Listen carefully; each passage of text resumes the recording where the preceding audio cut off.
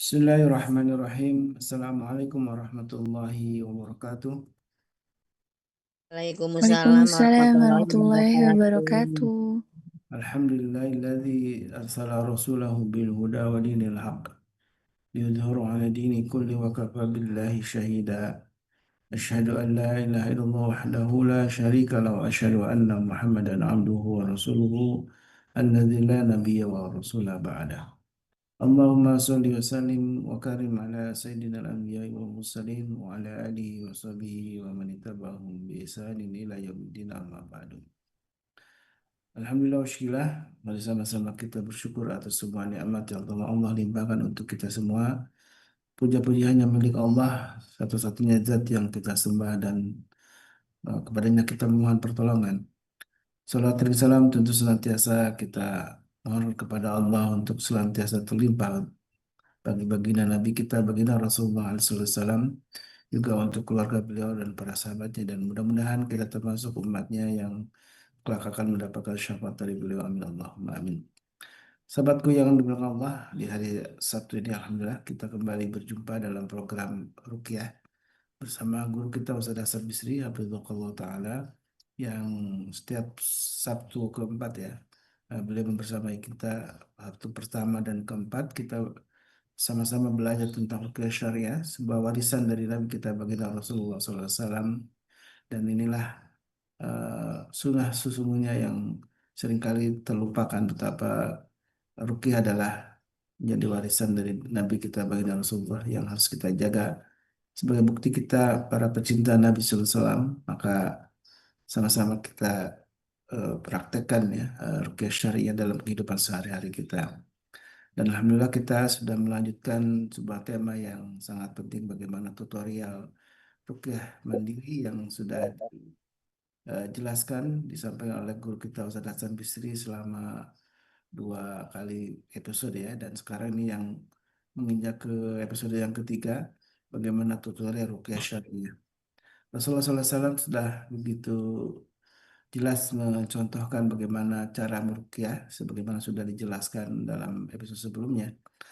Silakan jamaah yang mungkin tertinggal tidak mengikuti di episode pertama dan kedua, silakan untuk bisa meminta ke admin ya, linknya di YouTube sudah ada Alhamdulillah, di YouTube-nya Majelis Keluarga Indonesia, yang Alhamdulillah beliau sudah menjelaskan tentang bagaimana tutorial ruqyah mandiri yang dimulai dari bagaimana contoh Rasulullah SAW ketika meruqyah. Jadi meruqyah untuk orang lain ternyata memang ada contohnya dari Nabi kita baginda Rasulullah. Bahkan ketika meruqyah diri sendiri pun ternyata sudah dicontohkan oleh Rasulullah SAW. Dan Alhamdulillah kita sudah kemarin membahas ya tentang bagaimana cara meruqyah diri sendiri dan doa-doa yang sudah disampaikan oleh Rasulullah SAW. Tentu bacaan-bacaan yang simpel sudah kita hafal ya, dari mulai ayat kursi, kemudian trikul gitu ya, dari mulai surat Al-Ikhlas, kemudian An-Nas dan Al-Falaq. Dan itu bacaan standar yang mungkin semuanya hafal gitu ya. Kemudian ditambah dengan doa-doa yang memang disunahkan, yang dicontohkan oleh Rasulullah SAW. Dan inilah doa untuk memohon kesembuhan dari Allah Subhanahu Wa Taala.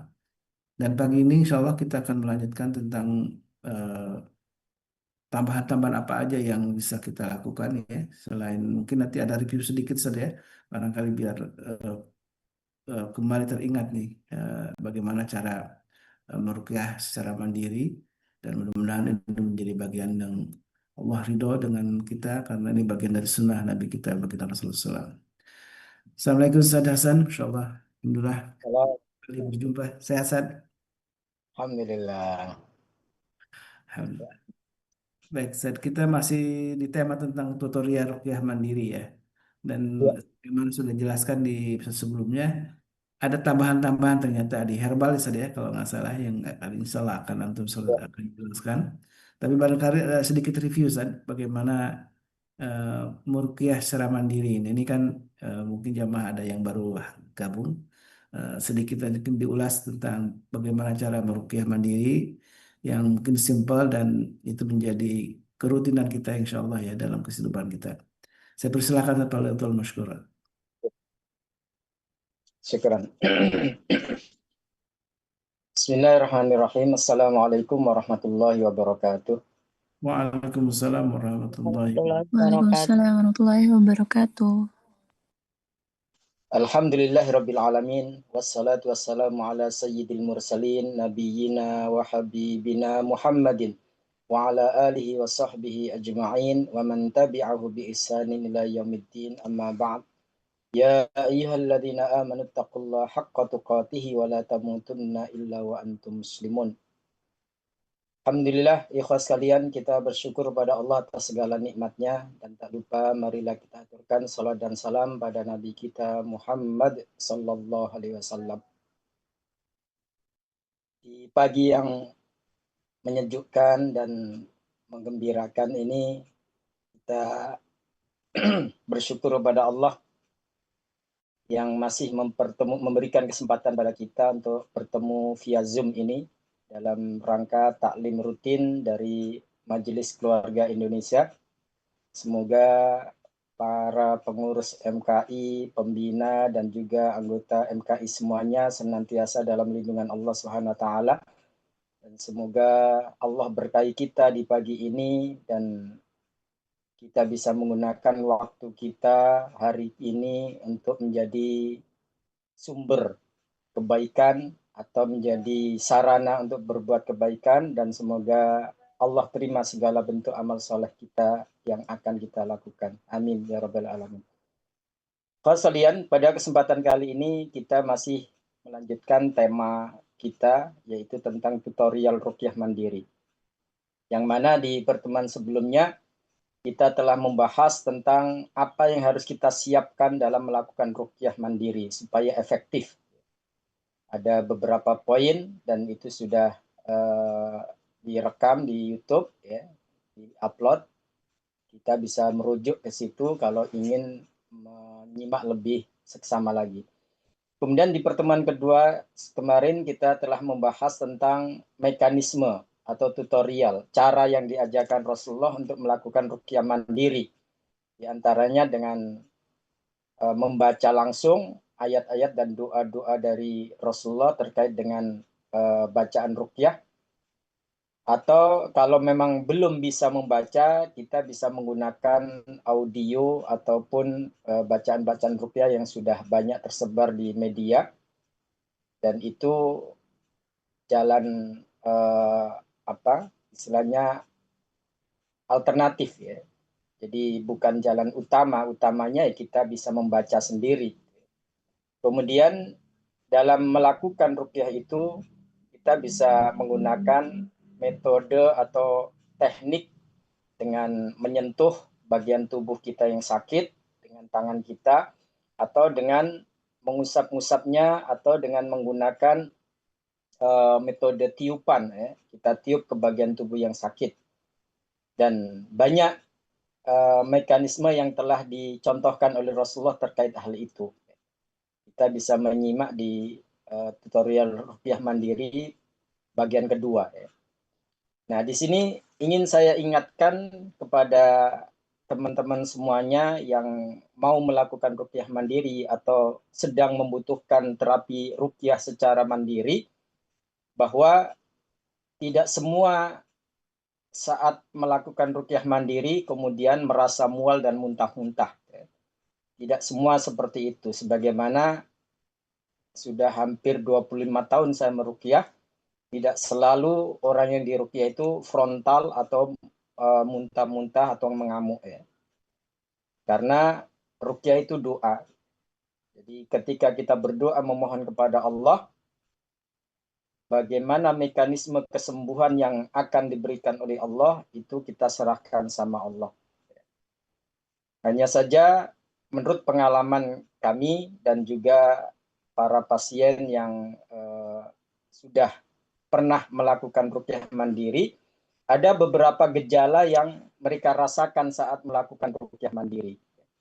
Yang pertama, terasa ada yang berjalan di dalam tubuhnya. Kayak ada yang mengalir saat membaca atau melakukan ruqyah mandiri. Kemudian yang kedua, merasakan ada hawa panas.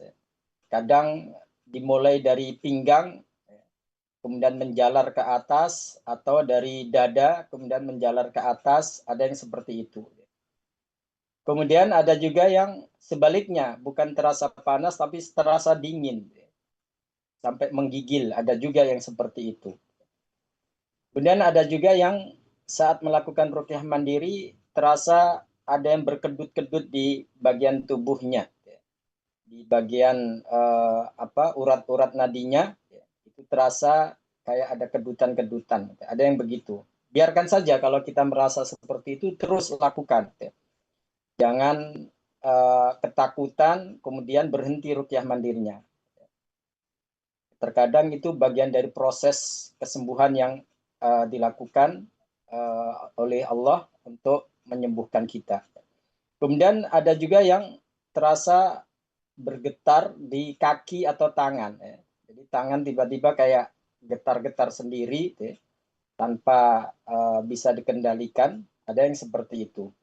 Biarkan terus dilakukan ruqyah mandiri.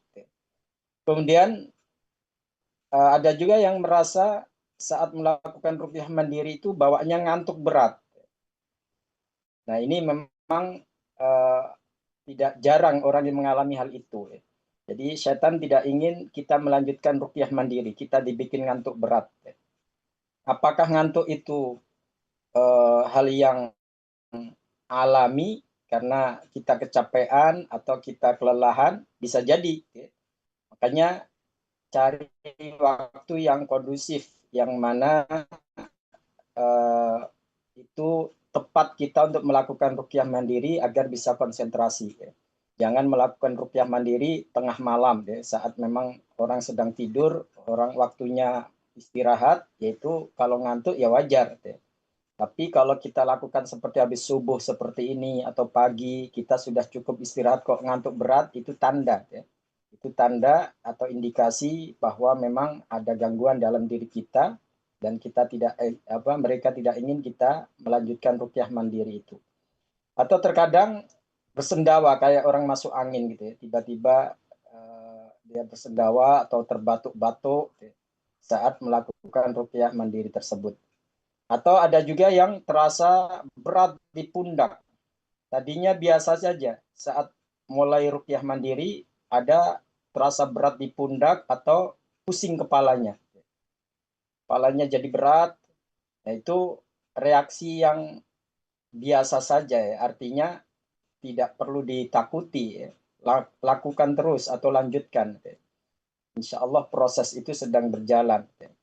Kemudian ada juga yang terasa mual, walaupun nggak muntah makanan atau sesuatu dari perut, kadang-kadang cuma angin saja yang dia muntahkan atau yang dia keluarkan, nggak masalah. Lanjutkan terus. Kemudian terasa tiba-tiba jantungnya berdetak kencang, jadi kayak ada sesuatu dalam dirinya, dan itu juga jangan menghalangi kita untuk melanjutkan, terus lakukan. Atau ada juga yang nafasnya tiba-tiba terasa nyesak, tersengal-sengal. Kalau seperti itu kita rehat sejenak, lalu kita lanjutkan ruqyah mandirinya. Kemudian ada juga yang agak ekstrim, langsung mual, muntah, atau ngamuk. Nah, kalau seperti itu kita perbanyak istighfar, lalu hentikan dulu ruqyahnya, karena khawatirnya, walaupun ini jarang terjadi, khawatirnya dia akan melakukan tindakan-tindakan yang destruktif, bisa merusak atau melempar-lempar apa yang ada di sekitarnya. Makanya kalau kita mengalami hal-hal seperti itu, kita nggak bisa melanjutkan ruqyah mandiri. Perlu ada yang melakukan ruqyah kepadanya, ada ahli yang membantu dia. Jadi nggak semua orang bisa melakukan ruqyah mandiri, walaupun dia hafal bacaan, walaupun dia ngerti ilmu ruqyah, tapi kalau kondisinya atau efeknya atau reaksinya mengamuk, itu bisa membahayakan. Terkadang dia nggak sadar melakukan hal itu, atau sadar tapi nggak bisa mengendalikan atau setengah sadar istilahnya. Nah, hadirin sekalian, kalau ternyata saat kita melakukan ruqyah mandiri dengan seksama, nggak ada reaksi yang kita rasakan sama sekali, ya, poin-poin yang kita bahas tadi, tapi kita merasakan ada gangguan dalam diri kita, maka itu perlu diulang atau perlu minta bantuan ke peruqyah yang sudah pengalaman. Nah, tapi kalau memang nggak ada gangguan yang kita rasakan dan saat melakukan ruqyah mandiri pun kita tenang-tenang saja, ya alhamdulillah berarti masih aman, masih aman. Jadi hadirin sekalian, kita nggak bisa memvonis dalam diri kita itu ada gangguan atau tidak kalau kita nggak merasakan sesuatu. Sesuatu itu bisa kita rasakan sebelum ruqyah atau saat diruqyah atau saat meruqyah ya, mandiri atau setelahnya. Ya. Jadi ada 3 hal yang perlu kita perhatikan ya, baik bagi terapis atau peruqyah atau bagi yang diruqyah, ya. Yaitu sebelum ruqyah. Ya.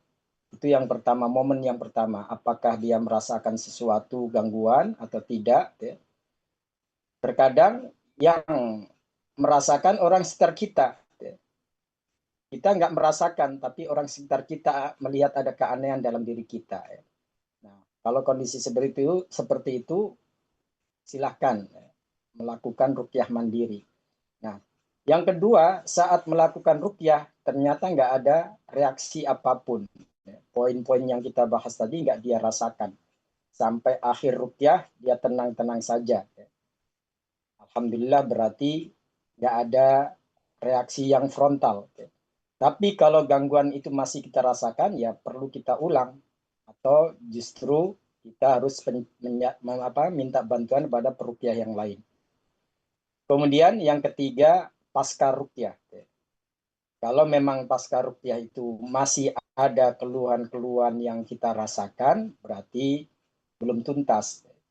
Nah, yang namanya doa terkadang dikabulkan oleh Allah saat itu, doa kita mustajab saat itu, tapi terkadang perlu kita ulang atau perlu kita bersabar dalam proses kesembuhan yang telah dijalankan melalui terapi ruqyah mandiri ini. Nah, sekalian, di dalam fatwa Islamiyah, Syekh Utsaimin rahimahullah, beliau menegaskan annahu la ta'arudu baina isti'malil adwiyatil hissiyah al-mubahah allati yasifu atibba'ul ajsad. Kata beliau, tidak ada kontradiksi antara penggunaan obat-obat yang halal yang diresepkan oleh dokter dan menggunakan pengobatan yang sifatnya imaniyah, yaitu seperti ruqyah ini ya, dengan membaca doa-doa atau ayat-ayat yang telah diajarkan Rasulullah SAW. Artinya boleh kita kombinasikan dengan menggunakan obat-obatan yang ada, ya, yang dari resep dokter atau yang dijual di apotik atau di warung-warung, dan kita sarankan ya kalau ada obat herbal ya lebih aman untuk kita konsumsi obat herbal itu.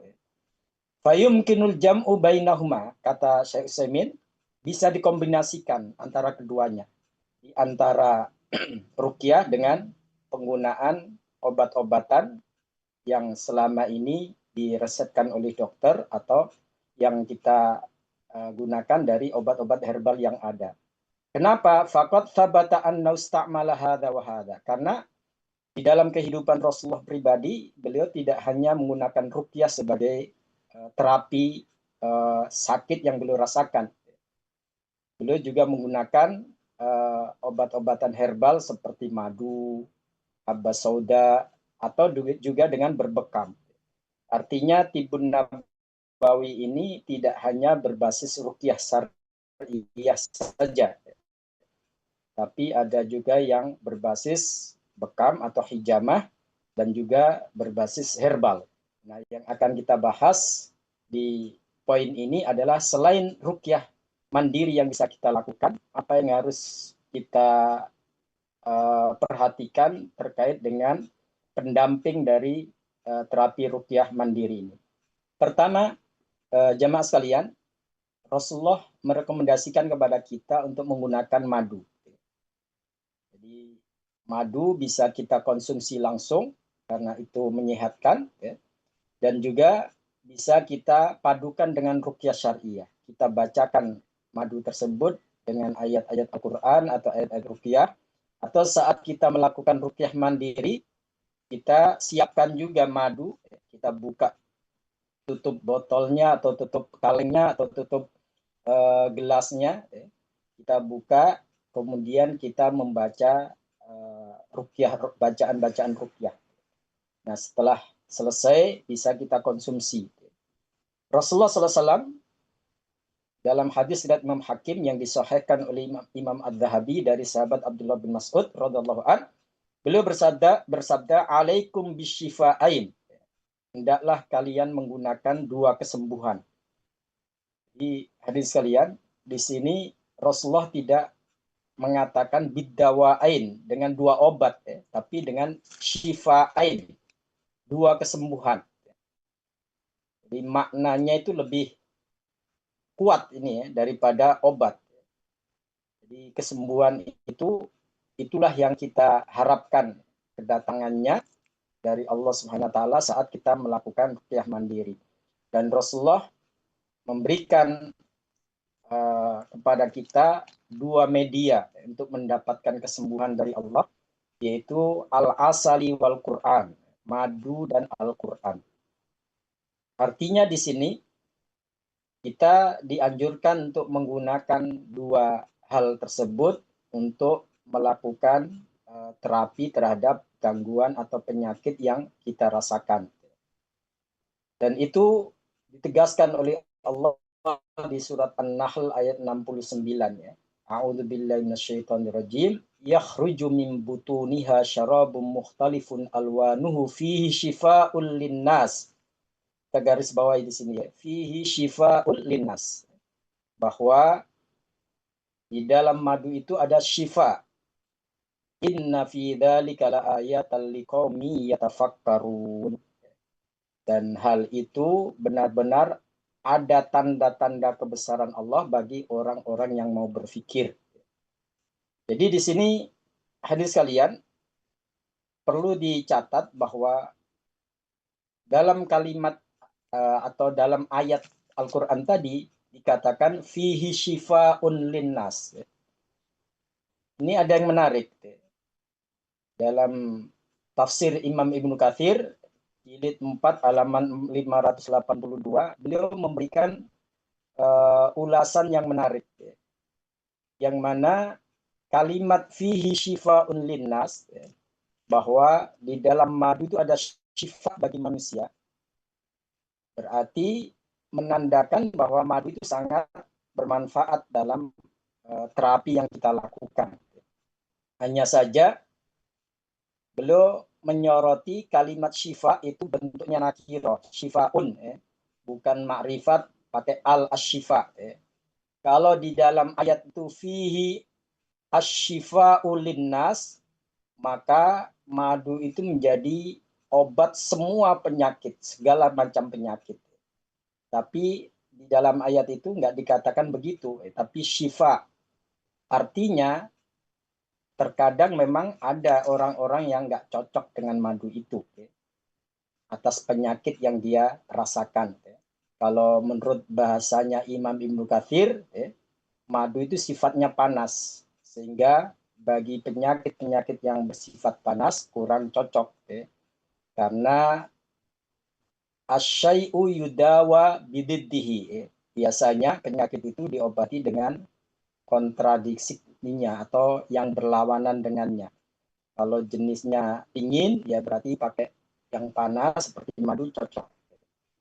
Artinya jangan kita berkesimpulan bahwa semuanya penyakit harus pakai madu. Enggak juga, enggak seperti itu. Walaupun memang di dalam madu itu ada kesembuhan. Tapi tidak semua penyakit lalu kita selesaikan dengan madu. Makanya perlu ada kombinasi, termasuk dengan ruqyah, kita bacakan di madu tersebut, atau kita kalau memahami sifat dan jenis penyakit, maka itu akan menjadi suatu yang sangat tepat. Kemudian di dalam hadis yang lain, Rasulullah SAW, beliau memberitahukan kepada kita, asy-syifa'u fi thalathah. Kesembuhan itu ada pada 3 hal. Asyartatu mihjamin, sayatan alat bekam, au syurbatu asalin, atau minum madu, au kayyatin binar, disundut pakai besi panas, kai. Wa anha ummati anil kai, tapi Rasulullah melarang umatnya untuk menggunakan pengobatan kai yang disundut dengan besi panas tadi. Rasulullah nggak suka hal itu kita lakukan, walaupun faktanya ada juga yang sembuh dengan cara seperti itu. Kemudian di dalam hadis yang lain, riwayat Imam Ibnu Majah, Rasulullah bersabda, "Man la'iqal asala thalatha ghadawatin kulla syahrin, lam yusibhu adhimun minal bala." Siapa yang rutin mengkonsumsi madu ketika di pagi hari, minimal sebulan 3 kali, maka dia tidak akan terkena penyakit kronis atau penyakit yang berat. Ini sifatnya berarti preventif, mencegah penyakit-penyakit yang kita khawatirkan dengan mengkonsumsi madu, terutama di pagi hari. Kemudian di dalam hadis yang lain, Rasulullah SAW, yaitu riwayat Imam Bukhari, beliau bersabda, "In kana fi syai'in min adwiyatikum khair." Jadi di antara pengobatan kalian yang terbaik adalah syarbatu asalin, minum madu. Au syartatu mihjamin, sayatan alat bekam. Au lad'atin minnar, disundut dengan besi panas. Wa ma uhibbu an aktawiya, tapi saya tidak suka dengan sundutan besi panas.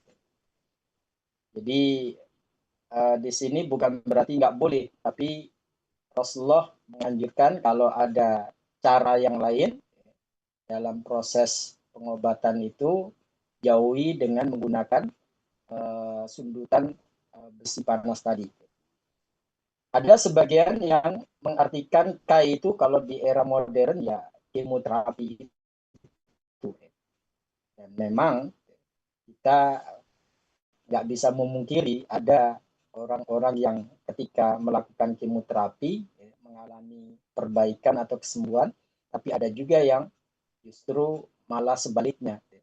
Dan ini memang wilayah medis, siapa yang tepat menggunakan itu atau tidak. Hanya saja secara syariat Rasulullah tidak menganjurkan hal itu.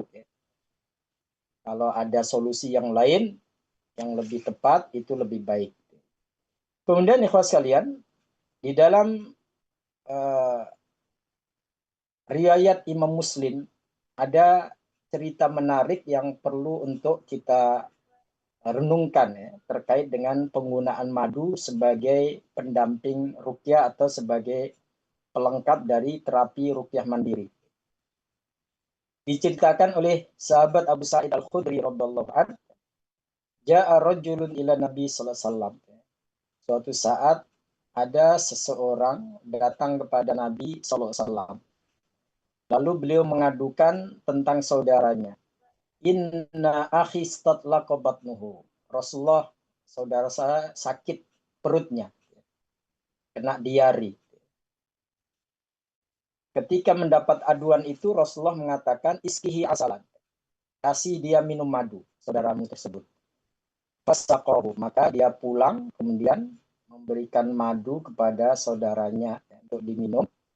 Tsumma ja'ahu faqala inni saqaituhu asalan falam yazidhu illa istitlaqan. Rasulullah, saya sudah kasih saudara saya madu, tapi malah makin parah diarinya. Buang-buang airnya makin sering. Lalu Rasulullah tetap memerintahkan orang tersebut untuk memberikan madu kepada saudaranya sampai 3 kali dan kondisinya belum membaik. Artinya penyakitnya atau diarinya makin sering. Kemudian yang keempat kalinya Rasulullah mengatakan iskihi asalan, kasih dia minum madu. Dan ikhwas sekalian, ketika sudah dilakukan ternyata belum sembuh juga, kemudian komplain kepada Rasulullah SAW, apa kata Rasulullah? Sadaqallah wa kadzaba batnu akhik. Allah maha benar bahwa madu itu syifa, ada kesembuhan di dalamnya. Yang dusta itu perut saudara. Lalu Rasulullah menyuruh dia untuk ngasih lagi madu tersebut sampai berarti keempat kalinya berarti ya. Fasaqau fabara. Setelah dikasih minum madu keempat kalinya, ternyata Allah sembuhkan sakit perut saudaranya tadi. Ini cerita yang bisa kita ambil pelajaran bahwa terkadang memang kenyataan yang kita hadapi di lapangan tidak seperti yang kita harapkan. Ini memo bagi para penterapis, pengobat herbal, dan juga kepada mereka yang menggunakan obat herbal.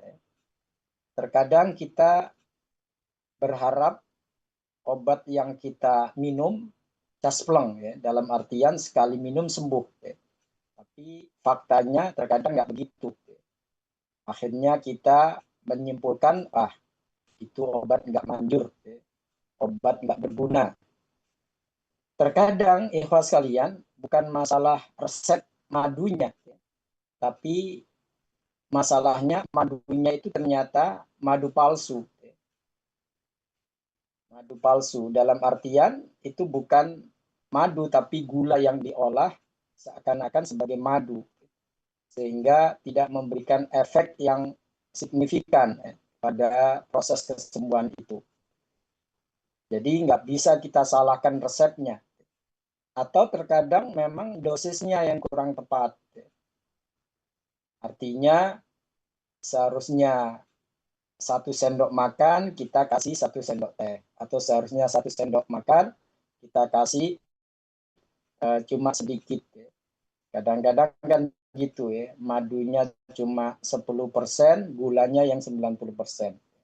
Nah, hal seperti ini jangan kemudian kita menyimpulkan resepnya yang salah, tapi ternyata jenis madu yang kita minum itu yang memang tidak murni, sudah banyak tambahan atau olahan. Atau terkadang, ikhwas sekalian, proses itu sedang berjalan, detoksifikasi penyakit itu sedang berjalan. Buang-buang air itu merupakan bagian dari detox. Cuma kita nggak sabar menunggu prosesnya atau menjalani prosesnya. Akhirnya kita hentikan. Tadi Rasulullah sampai menyuruh 4 kali. Baru setelah itu Allah kasih kesembuhan. Jadi ini pelajaran bagi kita. Kalau memang ada penyakit yang kita rasakan, kemudian perlu menggunakan madu, ya kita tidak ada salahnya konsultasi kepada yang ahli, dalam hal ini pengobat herbal, berapa dosisnya, kemudian prosesnya seperti apa yang akan terjadi saat kita konsumsi supaya kita nggak kaget. Ini penting juga. Kemudian yang kedua, sekalian, selain madu, apa yang bisa kita gunakan untuk pendamping ruqyah mandiri? Yaitu kita gunakan minyak zaitun.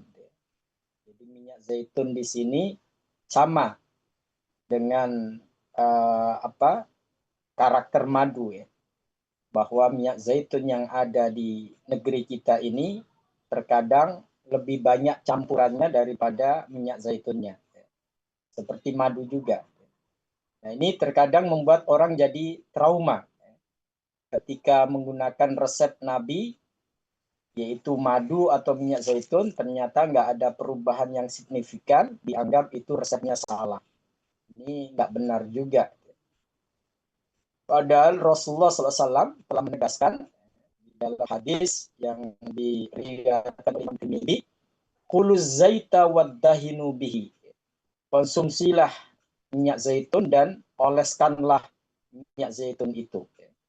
Fa innahu min syajaratin mubarakah. Karena itu berasal dari pohon yang diberkahi. Kita tahu di antara obat-obatan herbal yang disebutkan di dalam Al-Quran adalah zaitun. Sebagaimana disebutkan di surat At-Tin. Wat-tini waz zaitun. Tentu ketika Allah bersumpah dengan nama makhluknya, berarti makhluk itu ada keistimewaan dalam kehidupan kita.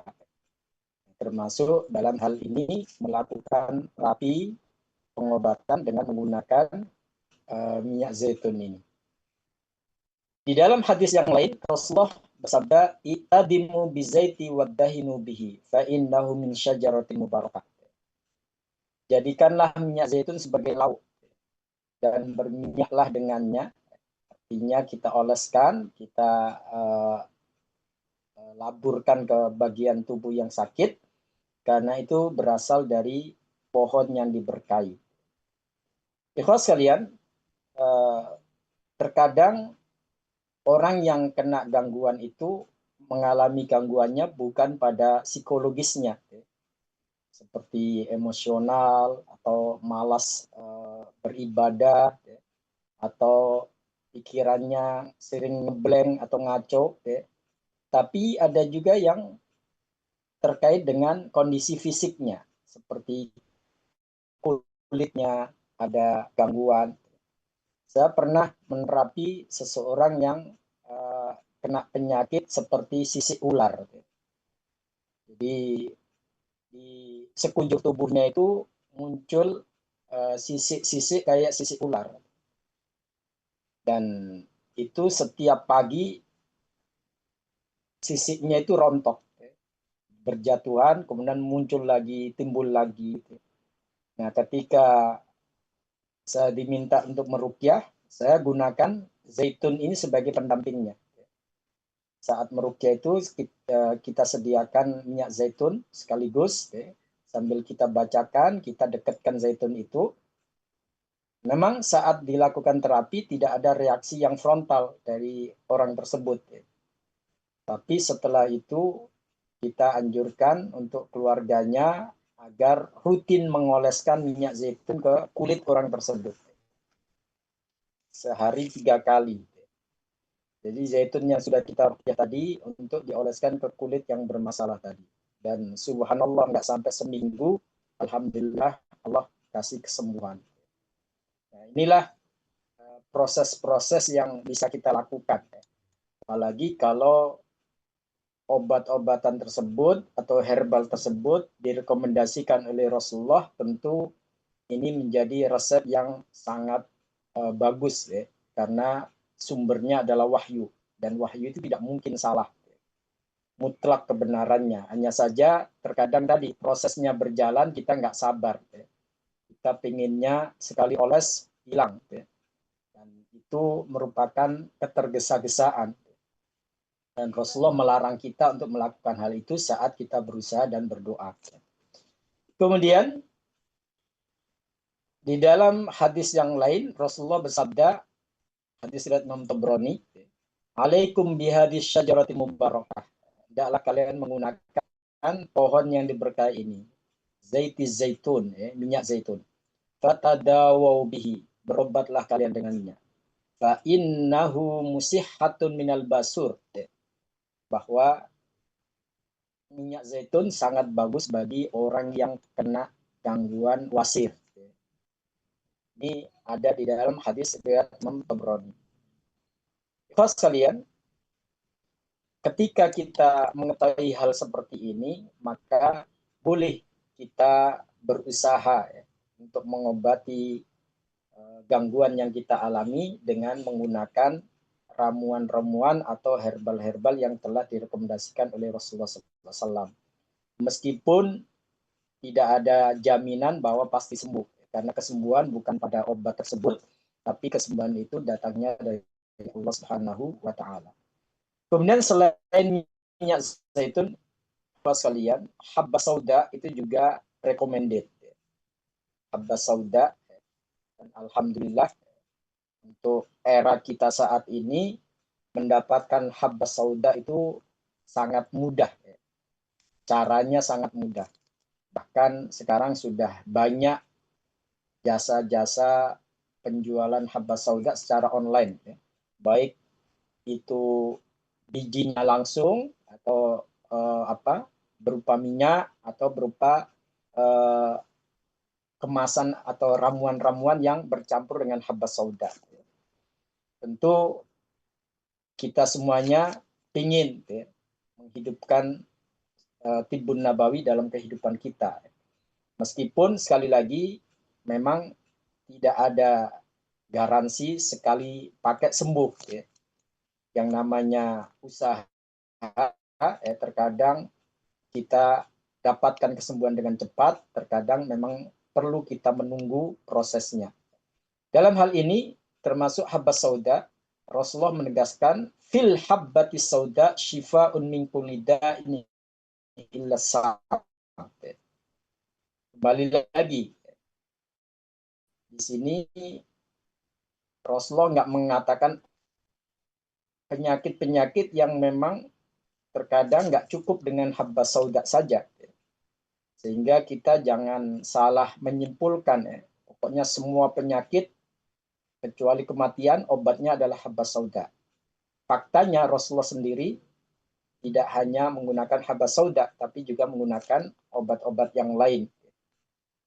Jadi hal ini perlu ditegaskan karena ada sebagian orang yang dalam tanda kutip nyinyir ketika dikasih resep tibbun nabawi ini. Apa kemarin saya pakai habba sauda nggak ngefek, nggak ngaruh. Atau ada yang sangat fanatik, nggak mau obat yang lain kecuali habba sauda. Ini juga tidak tepat. Sekali lagi, ketika kita berusaha, selama usaha itu tidak menyimpang dari syariat, atau yang kita konsumsi tidak ada unsur haramnya atau tidak dilarang, kita lakukan. Kita nggak tahu lewat obat mana Allah mengirimkan kesembuhannya. Yang jelas kita hanya bisa berusaha sesuai dengan tuntunan syariat, dan insya Allah kalau itu kita lakukan, usaha kita nggak sia-sia. Kita akan mendapatkan pahala, adapun kesembuhan itu merupakan otoritas Allah Subhanahu wa taala. Hadirin sekalian, di dalam hadis yang lain Rasulullah SAW bersabda, riwayat Imam Tirmidzi dari sahabat Abu Hurairah radhiallahu an, alaikum bihadil habbatis sauda, hendaklah kalian menggunakan habba sauda, fa inna fiha syifaan min kulli da'. Di dalamnya ada kesembuhan dari segala penyakit. Kembali lagi di sini syifa sifatnya nakiroh atau umum bukan makrifah. Illa sam, kecuali kematian. Karena itu memang sudah merupakan ketentuan Allah Subhanahu wa taala. Nah, ayuhal sekalian, Imam Bukhari dalam kitab sahihnya menceritakan bahwa Khalid bin Sa'ad radhiallahu an berkata, kami pernah ada rombongan menuju ke Madinah. Dalam rombongan itu ada orang yang bernama Khalid bin Abjar. Saat perjalanan ke Madinah, dia mengalami sakit. Lalu Ibnu Abi Atik menghampirinya dan dia berkata, Ibnu Abi Atik mengatakan, alaikum bihadil hubaibati sauda. Hendaklah kalian menggunakan biji-biji kecil yang hitam ini, yaitu habba sauda. Fakhudhu minha khamsan aw sab'an fashaquha. Ambil beberapa butir, entah itu 5 atau 7 butir, karena waktu itu masih berupa biji-bijian. Kemudian tumbuklah. Tummatrahuha fi anfi biqadratiz zait. Lalu campur dengan minyak zaitun, lalu masukkan ke hidungnya. Kalau istilah sekarang ya gurah, dipakai untuk menggurah. Kemudian ketika dilakukan terapi tersebut, diteteskan ke hidungnya, ternyata ada sesuatu yang keluar dari hidung Khalid bin Abjar tadi, dan setelah itu dia pun sembuh dari sakit yang dirasakan. Jadi ini testimoni dari salah seorang sahabat Rasulullah SAW, supaya kita memahami bahwa memang ini merupakan herbal yang direkomendasikan. Adapun kandungannya sudah banyak para peneliti yang melakukan hal itu, sehingga menguatkan apa yang disabdakan Rasulullah bahwa di dalam habbas sauda itu memang banyak manfaat. Apalagi saat ini kita banyak menemukan obat-obatan ataupun kayak pasta gigi atau ramuan-ramuan yang lain yang mana menggunakan habbas sauda sebagai bahan dasarnya. Dan itu menunjukkan memang secara ilmiah pun diakui bahwa habbas sauda yang direkomendasikan Rasulullah memang sangat berguna. Kemudian yang keempat, ikhwas sekalian, yaitu menggunakan kurma ajwah. Dan ini memang ada kekhususan dibandingkan kurma-kurma yang lain. Apalagi terkait dengan gangguan non-medis, gangguan jin atau sihir. Di sini sebutkan dalam hadis Imam Bukhari dan Muslim, man tasabbaha bisab'i tamaratin ajwah lam yadurruhu dzalikal yaum summun wala sihrun. Siapa yang rajin mengkonsumsi 7 butir ajwah setiap hari, yaitu di pagi hari, maka pada hari itu dia tidak akan terkena ganasnya racun maupun serangan sihir. Jadi ikhlas sekalian, di sini ada rekomendasi dari Rasulullah untuk kita jadikan ajwah ini sebagai obat untuk preventif, untuk menanggulangi hal-hal yang nggak kita inginkan termasuk serangan sihir. Ada istilah yang diucapkan oleh masyarakat kita yang kurang tepat, Ada yang menyebut ajwa, ada yang menyebut ajwa, pakai K, pakai K, ajwa. Padahal kalau kita lihat bahasa Arabnya itu ajwah, pakai ain. Kemudian akhirnya itu tak bulat atau tak marbutoh. Ajwah itu istilah yang tepat seperti itu. Bukan ajwa atau ajwa, enggak. Kalau kita lihat tulisan-tulisan di obat-obatan yang diproduksi oleh teman-teman kita, itu kadang kurang tepat, penulisannya, sehingga masyarakat awam pun suka salah dalam menyebutkan. Jadi sekali lagi, dalam bahasa Arab itu ajwa tulisannya pakai ain, jim, waw, ta, ajwah kalau bahasa bacaannya, Kalau tulisannya al-ajwatu. Ikhwas sekalian, di dalam hadis riwayat Imam Muslim, Rasulullah menegaskan, inna fi ajwatil aliyah shifa, au innaha tiryakun awalal bukrah.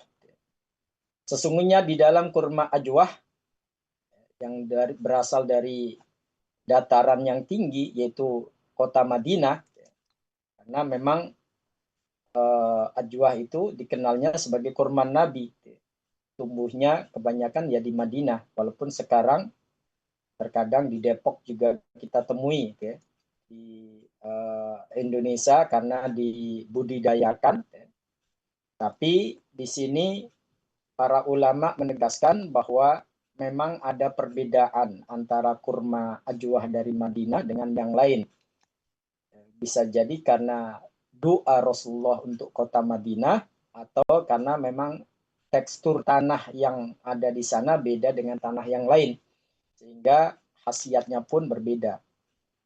Di dalam hadis yang lain, Rasulullah SAW menjelaskan, man akala sab'ata maratin ajwah ma baina labatail Madinah ala riq lam yadurrahu yaumahu dzalika syai'un hatta yumsiya. Jadi kalau di dalam hadis riwayat Imam Ahmad ini tidak hanya pagi hari kita dianjurkan konsumsi ajwa, tapi pagi sore, kayak zikir pagi sore itu. Siapa yang makan 7 butir kurma ajwa yang tumbuh di Madinah, maka tidak ada satupun yang membahayakan sampai sore hari. Dan siapa yang memakannya di sore hari, maka tidak ada sesuatu pun yang membahayakannya sampai pagi hari. Ini dijelaskan oleh Imam Nawawi. Kenapa kurma ajwa bukan kurma yang lain, yaitu kurma yang tumbuhnya di Madinah saat itu. Imam Nawawi dalam kitab Syarah Sahih Muslim, rahimahullah, beliau mengatakan, hadis-hadis tersebut menjelaskan tentang keutamaan kurma Madinah, yaitu ajwa. Dan keutamaan memakannya di pagi hari dengan bilangan 7. Dan itu merupakan rahasia syariat. Jadi kalau anak Gen Z sekarang kan suka kepo. Ya. Kenapa 7? Ya? Kalau 5 bagaimana? Ya, apakah harus 7? Nah, di sini Imam Nawawi menjelaskan bilangan 7 merupakan rahasia syariat. Hikmahnya, wallahu a'lam. Tapi kita wajib beriman, kata beliau, fayajibul imanu biha. Wa'tiqadu fadliha, meyakini keutamaannya, wal hikmah fiha, dan ada hikmah yang terkandung di dalamnya. Itu seperti jumlah sholat. Kenapa subuh itu 2, kenapa duhur itu 4 rakaatnya. Itu memang ketentuan syariat. Begitu pula orang yang berzakat. Kan ada nisab-nisabnya itu, ketentuannya itu ada, ya, kadarnya itu. Dan itu rahasia syariat. Artinya bilangan 7 itu juga merupakan ketentuan syariat yang mana bisa jadi ada hikmah-hikmah di balik itu semuanya, hanya saja terkadang kita nggak mengetahui. Tapi meskipun begitu, kita yakin karena itu merupakan petunjuk dari Nabi kita Muhammad Sallallahu Alaihi Wasallam. Kemudian ada juga ulama yang menjelaskan kenapa kurma Madinah, yaitu ajwah yang tumbuh di Madinah, bukan yang lainnya. Di sini mereka mengatakan itu karena doa khusus yang telah dilantunkan Rasulullah untuk kota Madinah. Dalam hadis riwayat Imam Bukhari dan Muslim, itu Rasulullah pernah berdoa, Allahumma ja'al bil madinati dhi'fai ma ja'alta bi Makkah minal barakah.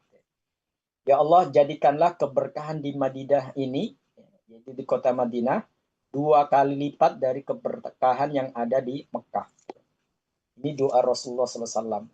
Bisa jadi terkait dengan kurma ajwah di Madinah tadi, itu karena berkah yang telah diberikan Allah atas doa yang telah pernah dilantunkan oleh Rasulullah SAW. Kemudian ikhwan sekalian, selain kurma ajwah, kita juga bisa menggunakan air zam-zam. Air zam-zam. Dan ini juga merupakan resep yang patut untuk kita buktikan atau kita gunakan sebagai bagian dari proses ruqyah. Khairu ma'in ala wajil abdi ma'u zam-zam.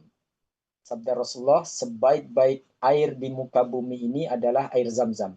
Fihi ta'amun minat tu'mi wa shifa'un minasukmi.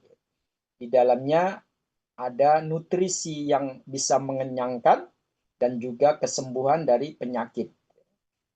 Oleh karena itu, sekalian, kalau kita perhatikan dalam teks-teks hadis-hadis Rasulullah SAW dan juga penjelasan dari para ulama, air zam-zam itu punya banyak nama. Ada istilah yang disematkan kepada air zam-zam selain nama zam-zam itu sendiri. Ada yang menyebutnya sebagai thayyibah, suatu yang baik. Bahkan ada yang mengistilahkan dengan ismah. Ismah itu artinya perlindungan. Dan ada juga yang menyebutnya sebagai sayyidah, sebagai pelopor. Ada yang juga menyebut sebagai mu'dibah, suatu yang menyegarkan. Ada juga yang menyebut dengan istilah salimah, yang terjaga atau yang menyehatkan. Kemudian ada juga yang menyebut sebagai mubarakah, air yang diberkahi. Dan ada juga yang mengistilahkan dengan kafiyah, mencukupi. Dan ada istilah afiyah. Jadi zam-zam itu sebagai afiyah atau yang menyehatkan. Dari istilah-istilah ini menunjukkan bahwa memang manfaat air Zam-Zam itu sangat banyak dan tidak berlebihan kalau kemudian Rasulullah SAW menganjurkan kita ketika berusaha mencari kesembuhan atas gangguan dan penyakit yang kita rasakan, itu merekomendasikan air Zam-Zam sebagai solusi yang bisa kita gunakan.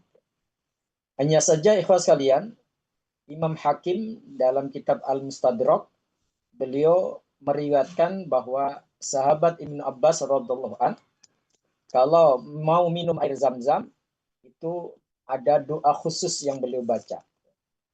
Semoga anggota Majelis MKI ini dan juga para pemirsa yang lain sudah hafal doa ini. Jadi doa ini berbunyi Allahumma inni as'aluka ilman nafi'a.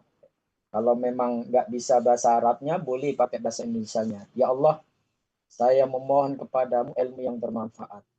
Wa rizqan wasi'a, dan rezeki yang lapang. Wa syifaan min kulli da, dan kesembuhan dari segala penyakit. Jadi saat mau minum air Zam-Zam, kita membaca doa tersebut. Semoga dengan begitu kita mendapatkan keberkahan yang diberikan oleh Allah pada air Zam-Zam tersebut. Allahumma inni as'aluka ilman nafi'a wa rizqan wasi'a wa shifaan min kulli da. Ini ada dalam hadis riwayat Imam Hakim yang dinyatakan sahih oleh Imam Hakim. Sekalian, Bunda Aisyah radhiallahu anha menceritakan, anna Rasulullah SAW yahmilu ma'a Zamzam fil adawa wal qirab wa kan yasubbu 'ala al-madha wa yaslihim. Dalam riwayat Imam Baihaqi, Bunda Aisyah menceritakan Rasulullah ketika ke Mekah, entah itu haji atau entah itu saat Fathu Mekah, ya, atau saat umroh, beliau membawa bekal air Zam-Zam ke Madinah. Jadi kadang beliau siapkan wadah-wadah khusus atau gentong, ya, untuk diisi air Zam-Zam. Jadi inilah sehingga sampai saat ini termasuk kita-kita yang umroh atau haji merasa bahwa itu kayak merupakan oleh-oleh utama, ya. Karena memang Rasulullah sendiri waktu beliau masih hidup ketika ke Mekah, ya, entah itu umroh atau haji atau waktu Fathu Mekah itu, beliau pulang ke Madinah dengan membawa air Zam-Zam. Untuk apa? Wa kana yasubbu 'alal marda wa yasqihim. Kata Bunda Aisyah, terkadang Rasulullah menggunakan air Zam-Zam itu untuk menyiram orang yang sakit atau memberi minum pada orang yang sakit. Jadi bisa dipakai untuk mandi atau untuk diminum. Kemudian Syekh Utsaimin rahimahullah, beliau menjelaskan terkait hadis tadi bahwa air Zam-Zam itu sangat bermanfaat baik ketika kita minum di Mekah atau di tempat yang lain. Kita bawa oleh-oleh ke Indonesia misalnya. Bukan berarti ketika kita bawa ke Indonesia khasiatnya akan hilang. Ya. Bukan berarti minumnya harus di Mekah sana. Tidak juga. Walaupun kita tahu Mekah merupakan tanah suci yang mana kalau kita berdoa di sana pun ada tempat-tempat yang mustajab. Nah, di sini Syekh Utsaimin menegaskan bahwa itu bisa dikonsumsi dimanapun. Yang penting sumbernya benar, bukan air Zam-Zam hasil sulingan dari Kali Ciliwung seperti yang kasus-kasus pernah diungkap di media itu, ya. Jadi di sini disebutkan ma'u Zam-Zam lima syuribalah. Kata Syekh Utsaimin, ada hadis yang mengatakan air Zam-Zam itu tergantung pada niat yang meminumnya. Artinya di sini baik diminum di Mekah atau di kota yang lain itu khasiatnya tidak akan berubah. Wa kana ba'du salaf yatazawwaduna bima Zam-Zam yahmiluna ila biladihim. Dan para ulama-ulama salaf mereka ketika datang ke Mekah mereka juga membawa Zam-Zam sebagai oleh-oleh atau buah tangan mereka. Jadi ini memang sudah menjadi kebiasaan mereka pada zaman dahulu dan sampai sekarang pun itu dilakukan oleh kaum muslimin. Walaupun saat ini ada kebijakan dari pemerintah Arab Saudi untuk membatasi itu ya, karena memang kebutuhannya banyak, yang membutuhkan juga sangat banyak. Sehingga diharapkan masing-masing bisa kebagian.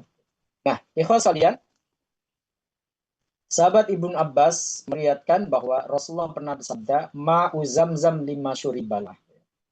Air zam-zam itu tergantung niat yang meminumnya. Fa in syaribtahu tastashfi bihi syafaqallah. Kalau kamu meminumnya dengan niatan mohon kesembuhan kepada Allah, Allah akan sembuhkan. Wa in syaribtahu musta'idan adakallah. Kalau kamu meminumnya untuk memohon perlindungan kepada Allah dari berbagai macam penyakit atau hal-hal yang enggak kita inginkan, Allah pun akan melindungi kita. Wa in syaribtahu liyaqta'a dhama'aka qata'ahu.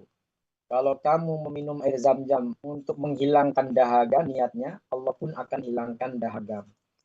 Di sini materinya satu air zam-zam, tapi kalau niatnya berbeda, maka hasilnya pun akan berbeda.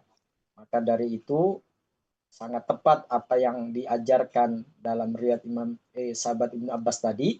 Ada doa khusus ketika kita mau minum air zam-zam, termasuk kita mohon kesembuhan kepada Allah dari penyakit yang kita rasakan. Demikian ikhlas sekalian, ternyata masih ada beberapa hal terkait dengan herbal. Kita belum membahas tentang air hujan atau air laut atau garam. Insya Allah kita sambung di lain kesempatan terkait dengan tambahan ini. Ternyata akhris nggak cukup waktunya untuk kita bahas di sesi ini. Insya Allah kita sambung berikutnya. Terima kasih. Jazakumullah khairan. Baik, Ustaz. Alhamdulillah, syukurlah, jazakallah khairan. Saya sudah share juga nih tentang herbal sunnah tadi yang sudah diulas oleh Ustaz Hasan Bisri ya, dari mulai madu, minyak zaitun, ada habatus sauda, kurma ajwa, dan air zam-zam. Tentu ini sudah kita kenal semua ya, apalagi mungkin yang pernah umroh ini biasa membawa oleh-oleh kurma ajwa, Ustaz ya. Nah ini kalau kurma ajwa ini sering kali dipertanyakan tentang apakah sama dengan kurma kurma lainnya. Ternyata ketika saya coba riset, Ustaz, memang beda kandungannya itu berbeda ternyata. Dari mulai kaliumnya lebih tinggi, kemudian antioksidannya lebih tinggi dibanding kurma-kurma lainnya. Memang ini keberkahan ya, yang masya Allah ya, keberkahan dari apa namanya yang sudah didoakan oleh Rasulullah SAW, yang mungkin berkaitan juga dengan tanah Madinah yang berbeda dari tanah yang lainnya, begitu ya, masya Allah. Ini ada berkaitan Ustaz, dengan tadi yang ditanyakan tentang kurma ini, Ustaz. Mungkin ada pendapat lainnya Ustaz, tentang apakah boleh juga ketika pagi hari 7 butir kurma gitu kan ya. Tidak hanya ajwa, ternyata kan ajwa lebih mahal saja dibanding kurma-kurma lainnya. Apakah dibolehkan Ustaz? Ini pertanyaan dari Bu Budi ya. Dengan mengkonsumsi kurma lainnya yang mungkin atau sukari gitu ya, yang tingkat gulanya lebih tinggi, atau apa ya, kurma-kurma lainnya. Baik. Baik. Terus kalian, kalau secara kandungan, kurma itu memang banyak mengandung nutrisi yang sangat bermanfaat untuk tubuh kita ya. Baik kurma sukari atau kurma ajwa atau kurma yang lain ya. Karena itu kategorinya makanan sehat ya. Hanya saja memang kan masing-masing orang kondisi tubuhnya berbeda-beda atau gangguan keluhan yang dialami juga berbeda-beda.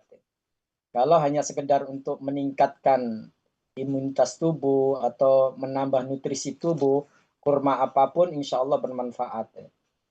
Tapi kalau untuk terapi gangguan khusus termasuk gangguan sihir atau gangguan jin, non medis istilahnya, itu memang rekomendasinya kurma ajwa itu. Artinya di zaman Rasulullah kan banyak jenis kurma ya. Kenapa Rasulullah merekomendasikan ajwa itu? Berarti ada kekhususan yang ada dalam kandungan kurma ajwa tadi. Jadi di sini bukan berarti nggak ada manfaatnya kurma yang lain, ada manfaatnya. Cuma kalau kita ingin mendapatkan manfaat khusus, ya berarti resep khusus yang ajarkan oleh Rasulullah itulah yang kita pilih, ya. Itu ajwa tadi, ya. Dan ini merupakan bagian dari Tibun Nabawi. Walaupun tadi ya, ajwa sendiri macam-macam usaha jenisnya memang, ya. Sehingga banyak ulama yang kemudian memberitahukan bahwa ajwa Madinah itulah yang paling bagus, karena memang tadi ya, ada doa Rasulullah di situ dan juga nutrisi yang dihasilkan dari tanah Madinah bisa jadi berbeda dengan tempat yang lain. Jadi intinya boleh kita konsumsi kurma yang lain, tapi kalau untuk yang kebutuhan khusus tadi, itu berarti kita pakai resep khusus dari Rasulullah, yaitu ajwa tadi. Wallahu a'lam. Masya Allah, karena dari tadi menyebut kurma, akhirnya saya juga ngambil kurma nih, Ustaz. Kurma juga. Dan rupanya memang kita ini budaya makan kurma di pagi hari Ya, kurang ini saja tidak terbiasa lebih banyak makan gorengan kalau di pagi hari Masya Allah. Ini mudah-mudahan kita diingatkan oleh Ustaz Hasan Bisri. lebih murah ya. Tadi Teh Nadia sudah resen, silakan. Iya, makasih Ustadz. Assalamualaikum warahmatullahi wabarakatuh. Waalaikumsalam. Assalamualaikum warahmatullahi wabarakatuh. Ustadz, apa yang menyebabkan jin yang nempel di badan kita karena keturunan atau karena nasab itu tidak bisa dalam satu kali ruqyah lepas? Makasih Ustadz. Assalamualaikum. Baik, waalaikumsalam warahmatullahi wabarakatuh. Baik, ikhwas kalian, pada prinsipnya gangguan jin yang ada di dalam diri kita, baik itu faktor nasab atau faktor kiriman atau sihir, itu adalah gangguan. Dan dalam hal ini, yaitu ketika kita melakukan terapi ruqyah, kita itu memohon kepada Allah Subhanahu wa taala. Kapan Allah mengabulkan doa kita dengan terapi ruqyah tadi, itu otoritas Allah.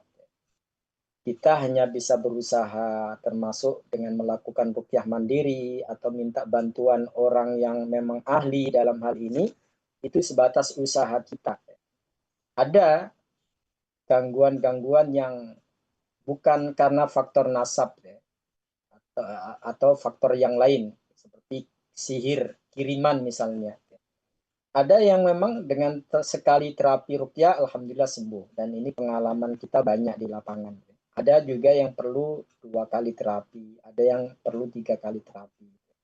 Saya sering menganalogikan ini seperti sakit medis, ya, sakit fisik.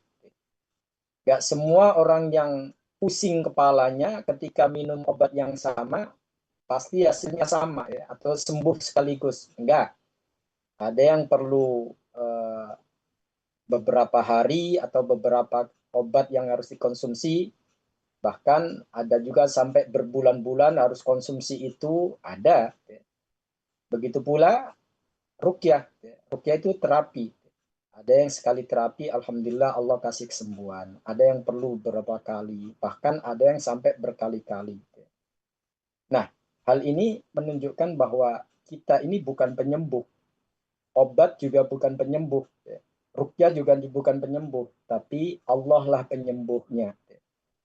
Supaya kita nggak gampang putus asa, atau sebaliknya nggak sombong, atau nggak salah keyakinan. Kadang orang bisa salah keyakinan ketika minum obat tertentu, setiap habis minum obat itu kemudian sakit yang dirasa hilang atau sembuh. Dia punya keyakinan obat itulah yang menyembuhkan, dan itu bahaya. Keyakinan yang salah. Jadi itu sudah menafikan kuasa Allah kalau seperti itu. Ada juga yang dengan beberapa kali terapi, alhamdulillah Allah sembuhkan. Artinya di sini memang proses itu kita jalani. Kita masih ingat tentang madu tadi, ya. Itu yang ngasih resep bukan sembarang dokter, ya, bukan sembarang terapis, ya. Rasulullah yang ngasih resep. Tapi ternyata butuh beberapa kali minum madunya, nggak hanya sekali sembuh, ya. Itu fakta, ya. Itu fakta. Sama ruqyah juga begitu. Terkadang perlu beberapa kali. entah itu faktornya nasab atau faktornya yang lain. Apalagi di dalam pengalaman kita di lapangan, terkadang kalau yang namanya jin nasab atau faktor keturunan itu terkait dengan perjanjian mereka dengan nenek moyang kita. Karena pada umumnya nggak ada jin bantu orang itu secara gratis, sukarela, itu nggak ada. Ada pamrihnya, ada kompensasinya. Nah, kita nggak tahu saat orang tua kita kerjasama atau nenek moyang kita melakukan MOU dengan jin, supaya mereka membantu kesulitan-kesulitan hidupnya, itu seperti apa. Bisa jadi di situ memang mereka punya perjanjian agar anak turunnya pun nanti bisa dikuasai atau bisa diturunin. Kita nggak tahu. Tapi yang jelas fakta di lapangan yang sering kita jumpai, kalau memang itu memang faktor nasab atau keturunan, itu agak berbeda. Artinya terapinya itu lebih intensif daripada yang faktor yang lain. Nah, disinilah perlu kesabaran memang. Walaupun ada juga, walaupun jarang ya, ada juga yang sekali terapi alhamdulillah hilang atau Allah sembuhkan. Nah, di sini perlu kerjasama antara peruqyah dengan yang diruqyah. Kerjasama di sini maksudnya yang diruqyah pun kalau menyadari ada faktor nasab di dalam gangguan jin tadi, dia harus berusaha menolak ataupun menjauhkan diri dari manfaat jin tersebut. Jangan kemudian dimanfaatkan atau dianggap itu sebagai penolong dia. Karena kalau itu yang terjadi, maka terapi yang dilakukan walaupun oleh ahlinya kurang efektif. Kurang efektif. Jadi yang paling dominan itu adalah orang tersebut. Jangan sampai ngasih celah atau peluang pada jin itu untuk hadir dalam hidupnya. Kadang-kadang begitu. Kita sudah kasih nasihat, keberadaan jin dalam hidup kita itu terkadang sekilas bermanfaat saat kita lagi diancam seseorang, kemudian dia kasih tahu supaya kita bisa menghindar dari ancaman tersebut atau dari serangan tersebut. Tapi nggak semuanya itu benar. Seringnya mereka dusta juga. Nah, kalau kita percaya dengan hal seperti itu sama dengan kita menganggap keberadaan jin itu dalam hidup kita bermanfaat. Lalu kita datangkan peruqyah nomor 1 di Indonesia atau nomor 1 di dunia untuk mengusirnya. Jin itu akan mengatakan, siapa lu? Saya dikasih izin atau diundang sama yang punya tempat ini atau yang punya jasad ini, kan gitu ya. Biasanya kalau memang faktor seperti itu, faktor keturunan, maka yang paling dominan adalah yang bersangkutan. Dia ada unsur menolak, nggak ingin kerjasama dengan mereka seperti nenek moyangnya, ingin memutuskan MOU tersebut. Ya. Dan itu bisa dilihat bagaimana dia melakukan terapi mandiri, ya. Kemudian memperkuat dikirnya, ya. Dengan begitu celah itu akan tertutup. Ya. Sehingga ketika dibantu di peruqyah, maka itu akan lebih memudahkan. Ya kayak rumah kita ada yang nyatronin, ada preman. Kemudian yang punya rumah ternyata dengan adanya preman itu merasa bermanfaat. Orang-orang yang lain, preman yang lain nggak berani mengganggu. Akhirnya diminta untuk jagain rumah itu. Lalu ada orang datang mengusirnya, pasti dia nggak mau. Beda dengan kalau yang punya rumah nggak menginginkan mereka ada di situ. Panggil polisi atau aparat untuk mengusirnya, maka itu akan gampang. Karena dia nggak punya legalitas, nggak punya izin untuk bercokol di situ. Nah, disinilah terkait dengan jin nasab, maka kita kuatkan yang bersangkutan untuk tidak memberikan celah kepada mereka. Meskipun terkadang ada kondisi yang kita dibikin untuk kembali ke dia lagi. Ada beberapa kasus seperti itu, sudah ingin lepas, tapi setelah itu dia menghadapi masalah yang cukup rumit, yang cukup pelik, biasanya ada jin yang hadir untuk memberikan solusi, lalu dia ketika menghadapi masalah itu berharap itu akan kembali lagi, akhirnya dia dikuasai lagi. Jadi di sini perlu komitmen bagi yang bersangkutan untuk tidak berhubungan dengan mereka atau memanfaatkan jasa mereka, sehingga mereka pun merasa keberadaannya tidak berguna, bahkan sebagai gangguan yang bisa mengganggu orang tersebut. Wallahu a'lam. Baik, sesi terakhir pertanyaan ya. Tadi Uni Yuni sudah resen. Mungkin sambil digabung aja nih Sa, tentang dari Ibu Ira Bandung tentang bagaimana ketika meruqyah itu apakah harus ada izin dari orang yang diruqyah gitu ya. Misalkan mungkin anak itu ketika tidur diruqyah atau yang lainnya mungkin. Apakah eh, ketika kita meruqyah itu harus ada izin dari yang diruqyah itu pertama satu dan mungkin dilanjutkan dengan Uni Yuni silakan bertanya. Silakan Uni Yuni. Ya Ustadz, mau bertanya, Ya, apakah yang pertama itu, apakah peruqyah itu misalnya peruqyahnya itu fasik, misalnya kan, apakah itu berpengaruh ke hasilnya, istilahnya begitu.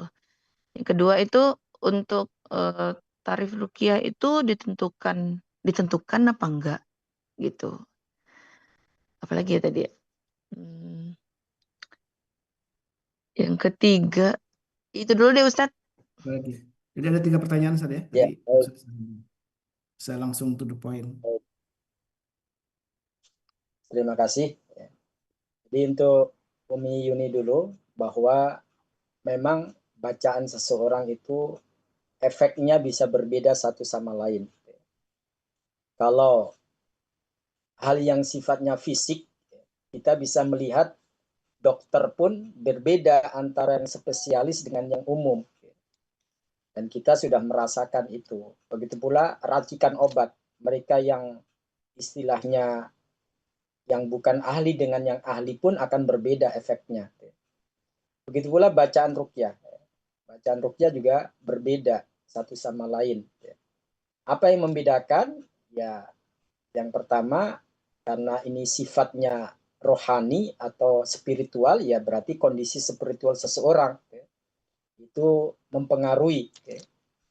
Walaupun faktanya ada juga yang memang orang bilang, wah ini istilahnya gangguannya remeh, sehingga dengan bacaan orang biasa pun sangat berpengaruh. Ada yang begitu. Jadi ada 3 faktor terkait dengan ruqyah itu, dan juga pengobatan yang lain saya rasa yang dicatat oleh Imam Ibnu Qayyim. Yang pertama yaitu orang yang meruqyah. Yang kedua yaitu gangguan atau jin yang mengganggu orang tersebut. Karena jin kan sama dengan manusia juga, kekuatannya berlevel-level, kebandelannya atau tambengnya itu berbeda-beda. Kemudian yang ketiga yaitu ayat atau lafaz doa yang dia baca atau mantra yang dia baca. 3 hal ini. Nah, dengan ruqyah syariah sebenarnya kalau dari sisi bacaan kita nggak ragukan lagi karena itu bersumber dari Al-Quran. Artinya kedahsyatannya tidak bisa kita pertanyakan lagi. Pasti bagus itu bacaannya. Karena dari Rasulullah sudah bersabda, khairul kalami kitabullah. Sebaik-baik ucapan adalah kalamullah atau ayat-ayat Al-Quran. Kemudian yang kedua, yaitu yang membaca. Itu ibarat kalau pedang itu tajam, nah efeknya itu bisa berbeda kalau yang menggunakan kekuatannya juga berbeda. Orang yang ahli pedang dengan orang yang gak ahli, walaupun jenis pedang yang digunakan sama, efektivitasnya juga akan berbeda. Kemudian yang ketiga sasarannya, yaitu jin pengganggunya. Ada yang jin itu nggak begitu kuat, sehingga dengan bacaan biasa saja itu sudah terpengaruh. ada yang bandel, ada yang kuat. Dan kita sudah kenyang dengan hal seperti itu ya, sudah berpengalaman. Ada yang jinnya yang sangat tambeng sekali itu ya. Dia ngotot tidak mau keluar, dia merasa lebih hebat dan sebagainya. Nah, ini perlu upaya-upaya untuk melemahkannya, ya, termasuk dengan dikir-dikir harian kita ya, sebagai penguat untuk mendatangkan pertolongan dari Allah Subhanahu wa Ta'ala. Nah, inilah 3 hal ini yang bisa menyebabkan kondisi seseorang saat diterapi atau diruqyah bisa berbeda-beda.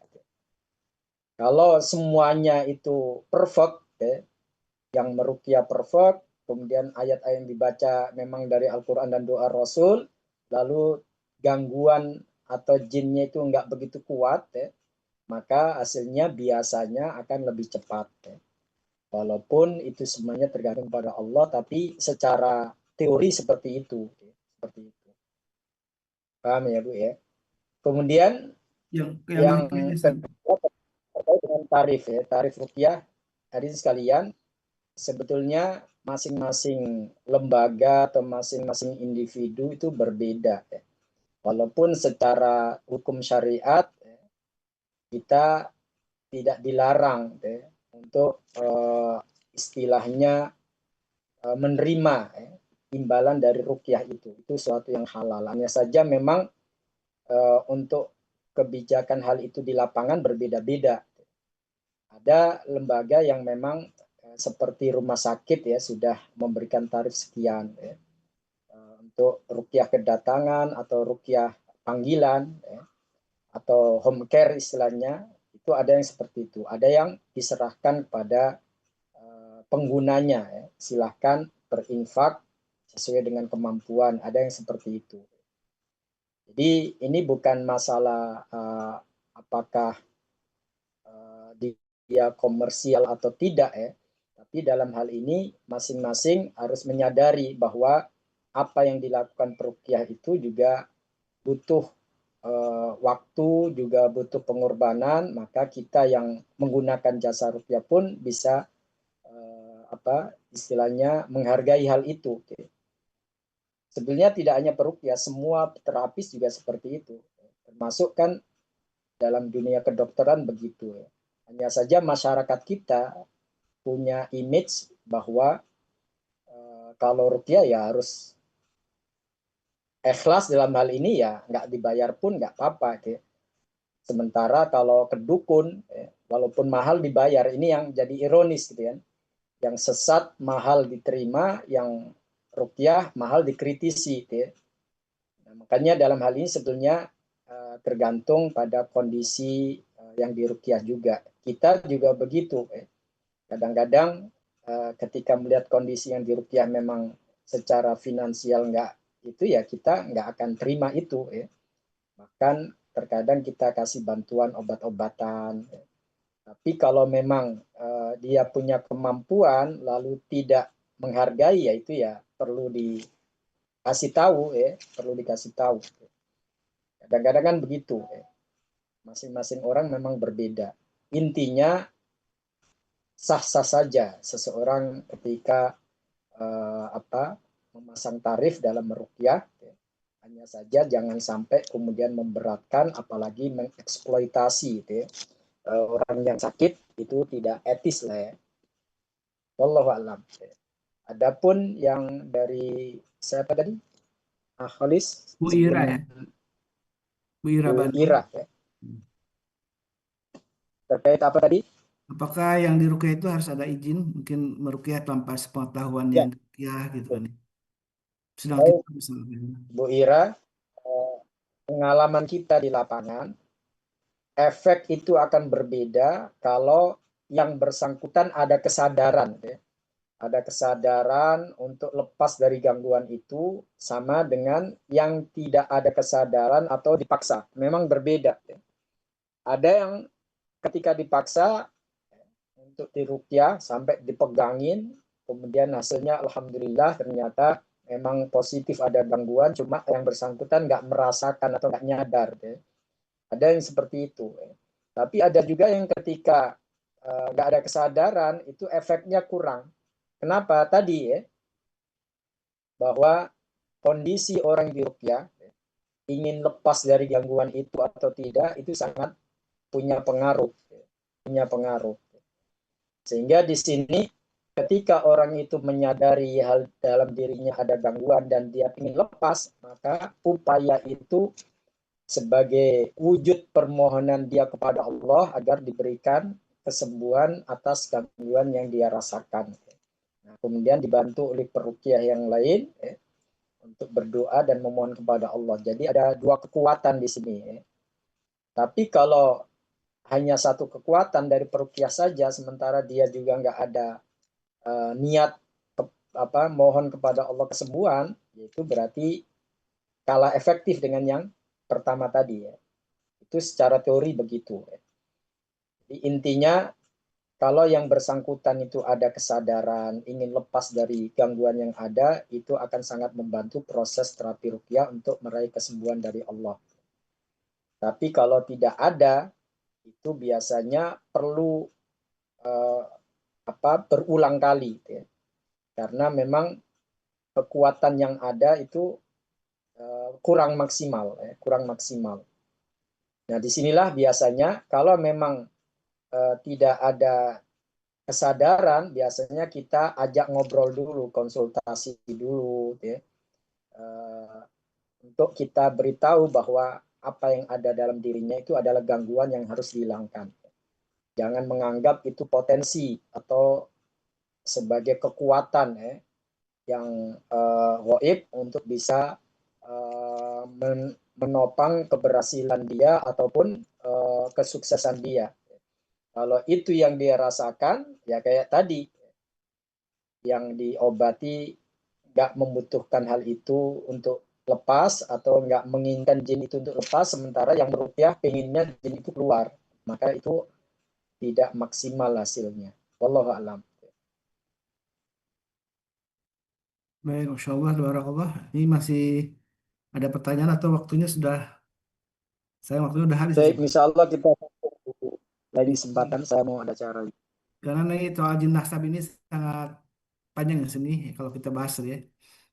Jadi Bu kita mohon maaf ya, nanti insya Allah pekan depan kita masih bersama oleh Ustaz Hasan Bisri. Karena mungkin ada yang bisa bisa prioritaskan ya dari Bu Ita ya, yang dari PBI Kalteng. Ini persoalan jin nasab juga Ustaz yang nampaknya cukup berat itu ya, yang mungkin harus ditangani juga secara lebih intensif insya Allah. Baik, nanti juga dari Bu Ruya yang tadi sudah minta untuk waktu, tapi karena berhubung waktunya tidak memungkinkan, insya Allah di pekan depan ya Bu Yuria ya, insya Allah kita akan lanjutkan bersama Ustaz Hasan Bisri. Insya Allah kita akan membahas tentang tutorial ruqyah mandiri, dan siapkan nanti insya Allah di Sabtu pekan depan, mudah-mudahan Allah masih memberikan kita umur dan juga kesehatan. Mudah-mudahan Allah Subhanahu Wa Taala kembali mempertemukan kita dengan guru kita Ustaz Hasan Bisri.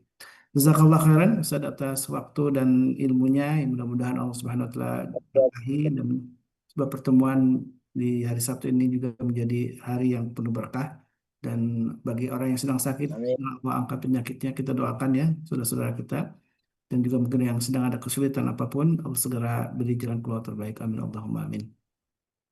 Mari kita tutup dengan doa kafatul majlis. Subhanakallahumma wa bihamdika asyhadu an la ilaha illa anta astaghfiruka wa atubu ilaik. Mohon maaf kalau ada kesilapan dari kami. Alaikum hadana wa iyyakum. Assalamualaikum warahmatullahi wabarakatuh. Waalaikumsalam warahmatullahi wabarakatuh.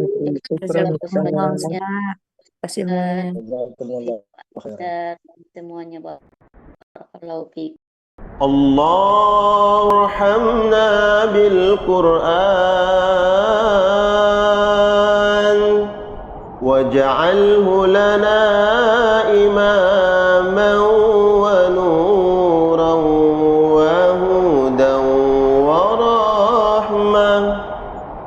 Allahumma zidna minhu ma nasina وعلمنا منه ما جهلنا وارزقنا تلاوته آناء الليل وأطراف النهار واجعله لنا حجة يا رب العالمين.